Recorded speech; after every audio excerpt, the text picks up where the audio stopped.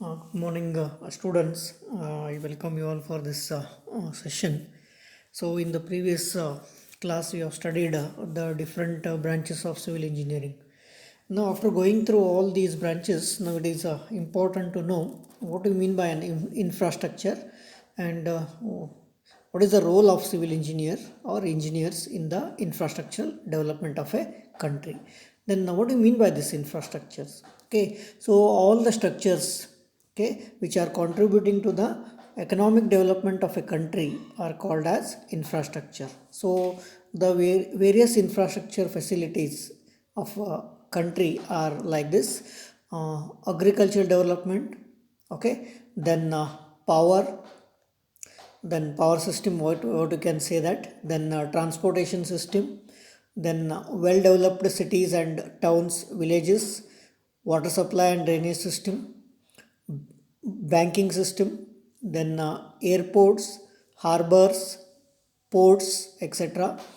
Then well planned industrial areas, proper communication system, etc. So, if you want to develop any country, so these are the basic facilities required for a particular country. So, these developments or these structures are known as infrastructures. Okay, so it is a role of civil engineer or engineers, right, to develop these infrastructure for a economical development of a particular country or a society. Then what are the different roles to be played by civil engineers in infrastructure development of a country? Now, as you gone through the different branches of civil engineering, like surveying ground, okay, building materials, construction technology, structural engineering, geotechnical engineering, okay, transportation system, hydraulics. So there are many branches of civil engineering. In all these branches, civil engineer has to play a major role. So one by one we will going to take. Now see, before commencement of the any project, it may be dam project, transportation system project, any project, road network you can take. So before commencement of the any project, it is important that uh, carry out the survey work. So why the survey work is carried out? So to collect the important datas, then all these datas will be taken and analyzed and a map will be prepared. Okay, so then according to the map the work has to be carried out. So a team of civil engineers, okay, it is not a single engineer's work. Okay, so there will be a team of engineers, they have to carry out the survey work and collect all the important information of that particular site or area. And after collecting all the datas, these datas will be analyzed and a map will be prepared. So this is the first and foremost important of role of civil engineers. Then civil engineer has to construct various structures like dams, bridges, etc. So what is the purpose of constructing dam? Okay, so dam is nothing but a hydraulic structure which is used to store the water. Okay, so during rainy season the water will be stored, and whenever it is required, okay, the water will be supplied to the agricultural field through canals. So this is an important structure needed for development of any country. So since our India is basically a agricultural based country, okay, so the role of civil engineers is an important to construct dams wherever the sources are there. You have to store the water in the form of constructing the dam, and whenever it is needed, you have to supply that water, stored water, to the agricultural field. Okay, then again the important system is a road network or transportation system, what you can say that. So in transportation system, the different modes are what? Roadways, railways, waterways and airways. So if you consider the roadways, so well planned road network is required to connect from one city to other city, or one state to other state, or to connect one country to the other country. So then only the development of that particular country will be possible. So the role of civil engineers is again important here, the engineering team has to plan the road network system, execute according to the plan, then maintenance of roads as well as other modes like railways, right? So they have to put the railway lines, construct the railway stations and all other related infrastructural facilities. Then waterways, that is harbors and ports are constructed, okay. Airways, okay. Then airports are required, okay. Then runways are planned, okay. So all these are the work carried out by the civil engineers. Then even well planned cities, towns and villages, okay. So if you grow like this anything, right, without planning, then it is very difficult for the country to develop. So in the beginning itself, it is necessary to plan for the towns, villages and cities. Then according to that, the country will be developed. So the civil engineers has to again carry out the survey work, then plan, okay, execute according to the plan. Then construction of airports, harbors and docks, already we have seen, right. Then development of well planned industrial area. So if you take any country, industries are the basic necessity for the economic development of that particular society or a country. So well planned industrial area has to be set up by the civil engineers and other engineers, okay. Then proper communication system. Now during nowadays, right, the technology is growing in a faster rate, okay. So it is important that a proper communication system has to be developed in the country, okay. So there are again many developments carried out by the civil engineers, okay. So the role of civil engineers in the infrastructure development of a country is very very important, okay. So this completes one part of this whatever the branches of your study, different branches of civil engineering, and then the role of civil engineers in the infrastructure development of a country, okay. Now next we will move on to the next session, okay. Now it is very very important now, that is introduction to engineering mechanics. Now see here, there are two terms, one is engineering and another is mechanics.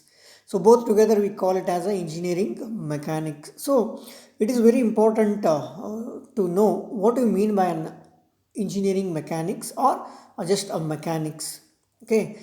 So it is very important for the engineers to know the the term mechanics. So it is said that the state of rest or state of motion of the bodies under the action of different forces have engaged the attention of philosophers, mathematicians and scientists. So different category of people, that is philosophers, mathematicians and scientists, these were researches were carried out by these people to know the what is the behavior of the object. If you take any bodies or object, it is important to know that how this body will going to behave under the action of different forces. When you apply the force, okay, then to study the behavior of that particular object or a body, right, when the body is in motion or when it is in rest condition. So it is important to know the behavior of the object, okay. So you can say that the branch of physical science, okay, the branch of physical science which deals with the state of rest or state of motion is termed as mechanics. So mechanics is nothing but it is a branch of physical science in which what we're going to do, we're going to apply the different forces on a object or on a body and we're going to study the behavior of that particular body under the action of different forces. The body may be at the rest condition or suppose if it is in motion, okay. So this study is known as mechanics, okay. Then what is engineering mechanics now, okay? What is engineering mechanics? Mechanics, you know, mechanics is nothing but study of behavior of the body under the action of different forces, right, when the body is in state condition or in motion. This is known as mechanics. But what about engineering mechanics? Okay, so engineering mechanics is nothing but the study of mechanics is considered, or application of laws, you can say that. So there are different laws. Okay, so these laws will be, okay, applied to the problems in engineering mechanics to simplify the problems. So this is known as engineering mechanics, that is application of laws of mechanics. There are different laws we will going to study in further classes. Application of laws of mechanics to the engineering problem is known as engineering mechanics. So there are many problems in the mechanics. So to solve these problems, what we're going to do, we're going to apply the laws of mechanics. Okay, then that branch is known as engineering mechanics. Now this mechanics, what you can say, that mechanics is a very big subject. What you can say, that to simplify this, the mechanics will be divided into basic branches, that is statics and dynamics. Okay, the study of mechanics is considered under two main divisions. Okay, one is statics and another one will be dynamics. Then what is statics? As the name itself indicates, statics means stationary. Okay, it is the branch of mechanics which deals with the action of forces on bodies at rest, okay, or in equilibrium condition. What do you mean by static? So as I told, whenever you want to design anything, suppose if you take a machine part, okay, so what will be the behavior of that particular machine part when the forces are applied on that part? Okay, so it is the branch of mechanics which deals with the action of forces on bodies at rest. But important thing here is, right, the body is in rest condition or it is in equilibrium condition, both are same. Rest means the body is not moving. Okay, so if you want to study the body which is not moving or which is at rest, apply the different forces on that body and study the behavior of that particular body. So this study is known as statics. So in statics, the body is in not motion, it is in stationary condition. Apply the forces and study the behavior of that particular body. So that study is known as statics. Then what about dynamics? Okay, so as the name indicates, the body is in motion. Okay, it is the branch of mechanics which deals with the action of forces on bodies. Okay, action of forces on bodies in motion. Okay, the body is in moving condition. Again, apply the forces and study the behavior.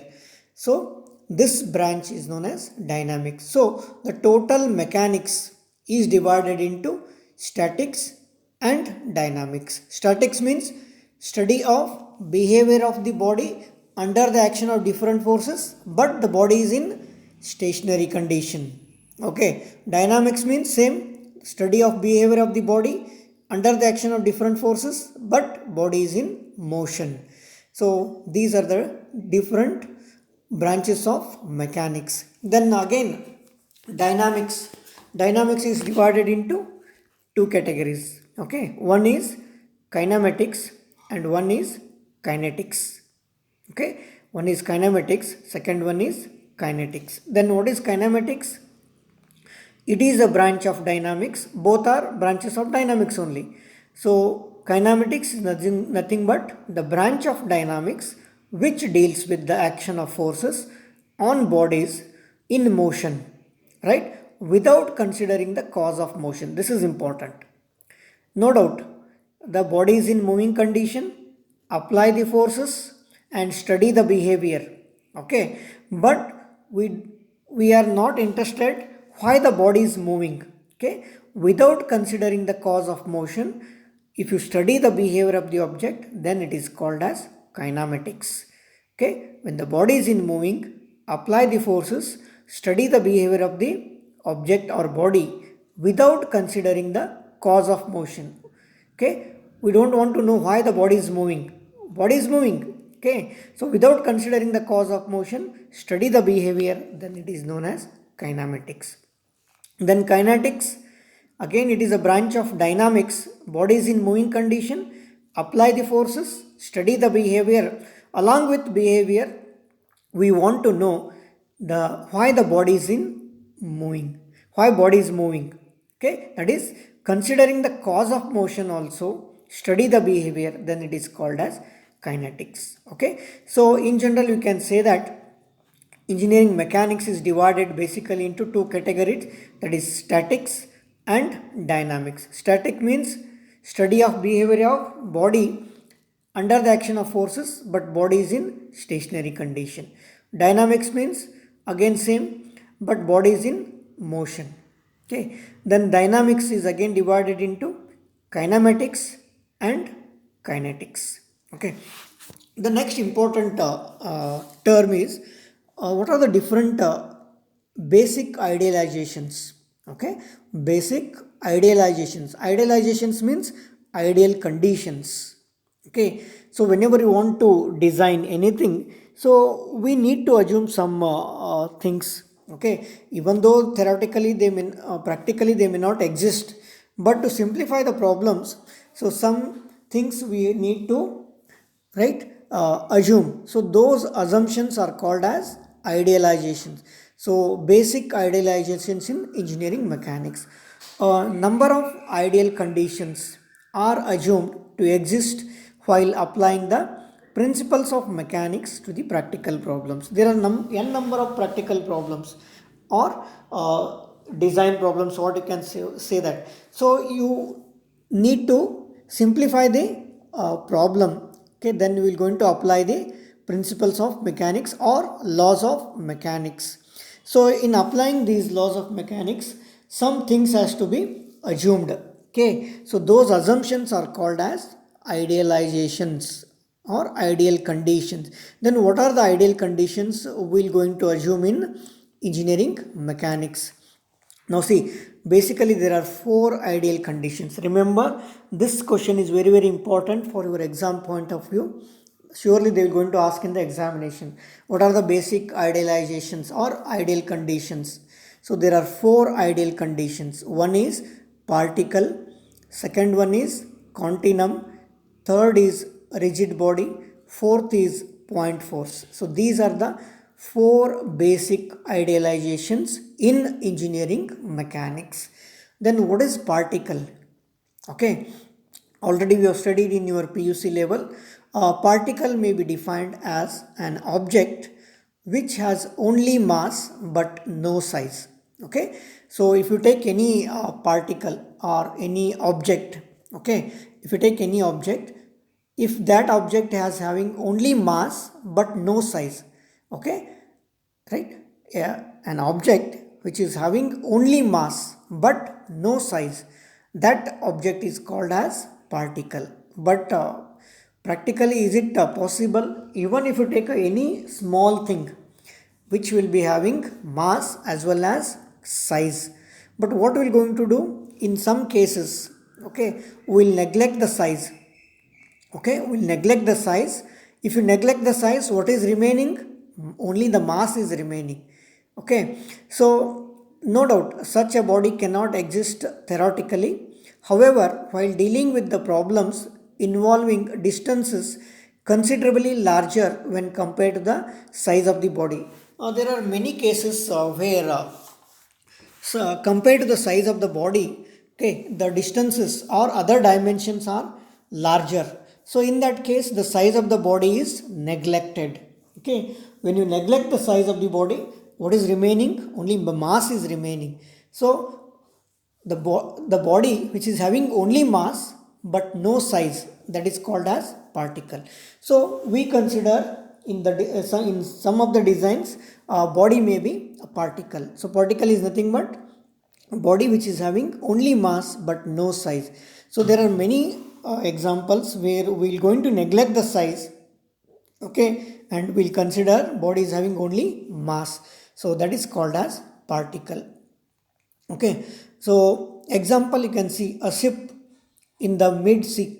Okay, if you consider a ship which is in the mid sea is a particle, then that will be considered as a particle while studying its relative motion, okay, from a control tower in a port. So if you see the harbors and ports, okay, so there it is important to know the behavior of the ship when it is in the mid sea. So in that case, compared to the distance, so control tower, from the control tower to the position where the ship is there, it is very very large, distance is very large. So in that case, compared to the size, distance is large, then size will be neglected. Okay, size of the ship will be neglected. If you neglect the size, what is remaining? Mass will be remaining. Okay, so then that ship is considered as particle. Okay, so whenever if you take any object, okay, if you neglect the size and if you consider only the mass, then that will be considered as particle. So in most of the cases we consider the object as particle. Then the second basic ideal condition is continuum. So what do you mean by this continuum? As the name indicates, continuum is nothing but the continuous distribution of matter. Okay, continuum is continuous distribution of matter. As you know, a body consists of several particles. The body is made up of number of particles, and again these particles can be further subdivided into molecules and atoms, etc. So what we are going to do to simplify the problem, we assume that the body is assumed to consist of a continuous distribution of matter. Okay, what we are going to do, we are going to assume that there is a continuous distribution of matter. So even though there are number of particles, they are not arranged in a sequence, they are randomly distributed. But what we are going to assume, we are going to assume that the body is consisting of continuous distribution of matter, then that body is called as a continuum. Okay, again practically it is not possible, but to simplify the problems we consider that the body is there is a continuous distribution of the matter. So by considering a body as a continuum, this concept of continuum of bodies enables us to simplify the problem in engineering mechanics. Okay, so then the third is what? Rigid body. Okay, if you consider basically we come across with the two types of bodies. One is rigid body and second one is deformable bodies. Okay, deformable bodies. Then what do you mean by rigid body? Suppose if you take a rubber, a piece of rubber, and when you stretch that rubber, okay, it will going to extend. Okay, that is the length of the rubber will going to extend. Then again if you leave, again it comes back to its original length. Okay, so when you apply the force, there will be a change in the dimension, change in the dimension of the object or body. Okay, so if it is a rigid body, if it is a rigid body, then there will be no change in the dimension. The rigid body is not going to change the dimension.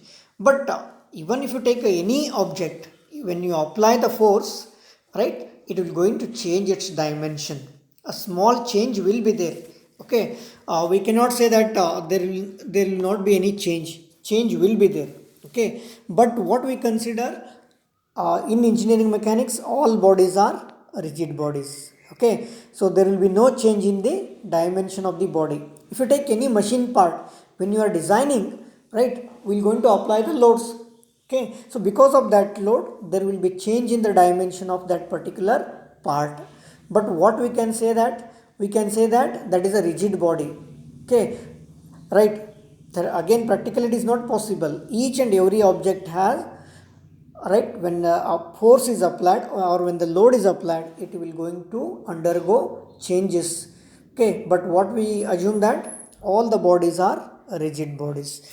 Now if you see, okay, a rigid body may be defined as a body in which the relative positions of any two particles do not change under the action of forces. Now if you take this is a body, there are two particles, particle A and particle B. This is before applying the force or a load.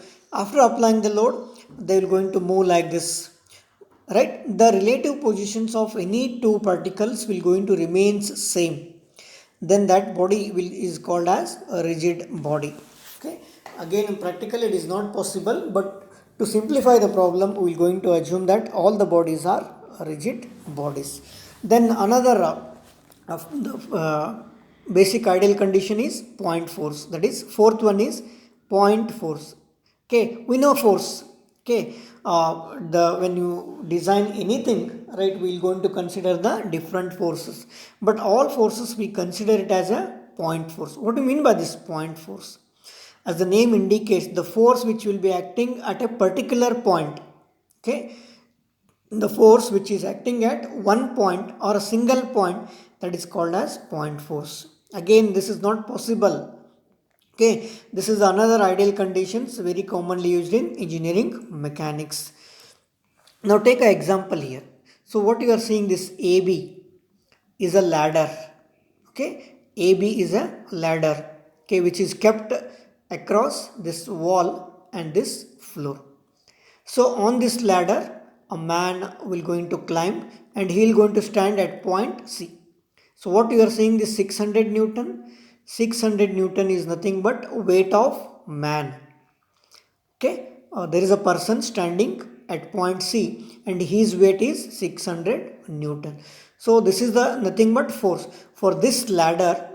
Okay, for this ladder, okay, the weight of person will be the force. Okay, so the force will be acting 600 Newton at point C. The weight of man standing on a ladder appears as the force applied at point C. Okay, the weight of person at point C will be nothing but the force. Actually, a man cannot apply his weight through a single point. So through this a single point, he cannot apply the weight. So what is required, basically there is a contact area here. When a man or a person standing on this point, so there is a contact area between the ladder and the foot. Okay, so but this contact area is neglected. Okay, this contact area is neglected, and we assume that weight will be transferred through a single point or a particular point. Then this force or the weight of man is considered as point force. Okay, actually a man cannot apply his weight through a single point, but there is a certain area of contact is required. Okay, this contact area is neglected compared to the other dimensions. Okay, since contact area is again less, this contact area is neglected, and we assume that the force will be transferred through a single point or a particular point. Then that force is called as point force. Okay, hence by neglecting the contact area, the force is treated as a point force. Okay, so the basically there are four ideal conditions. One is a particle, second one is continuum, third one is rigid body, and fourth one is point force.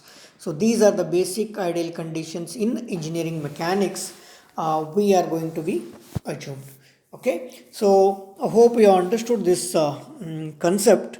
So today we have studied one is what are the different infrastructures, and what are the different roles played by the civil engineers in the infrastructural development of a country. Then we have studied what you mean by mechanics. Then what are the branches of mechanics, that is statics and dynamics. Then again dynamics is divided into kinematics and kinetics, and lastly we have studied basic ideal conditions in engineering mechanics, that is particle, continuum, rigid body, and point force. So remember, this question is important as per your examination point of view. Okay, hope you have understood this concept. If you have any doubt, please call us. Either you can call me or Tejaswini madam. So we're going to clarify your doubts. Okay, so thank you very much for attending this session. Have a good day.